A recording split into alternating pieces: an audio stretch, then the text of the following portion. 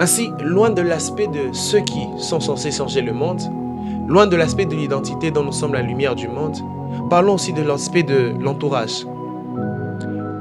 Comment est-ce que l'on peut savoir que tu es celui qui, plus tard, sera capable d'influencer le monde en demeurant dans le Saint-Esprit si d'abord ton entourage ne témoigne pas de ce que tu es déjà devenu?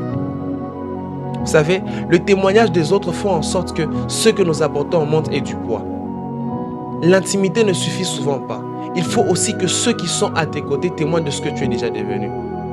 Ainsi, lorsque Christ faisait des miracles, lorsque Christ faisait des grandes actions, il y avait toujours de ceux qui témoignaient de sa ferveur, de sa permanence dans la présence des dieux. Ainsi, lorsqu'il se présentait devant la foule, lorsqu'il se présentait devant les peuples, il y avait les 12 qui témoignaient de ce que eux voyaient. Parce que eux l'ont vécu d'abord dans le secret avec lui. Dans la famille, parmi nos amis, dans nos entourages, dans nos écoles, on a besoin de savoir que nous sommes la lumière du monde de demain, celle qui sera exposée aux plus grandes nations.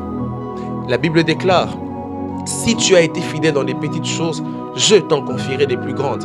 Ainsi, apprenons d'abord premièrement à commencer à Jérusalem avant d'aller en Judée et à Bethléem et partout encore ailleurs.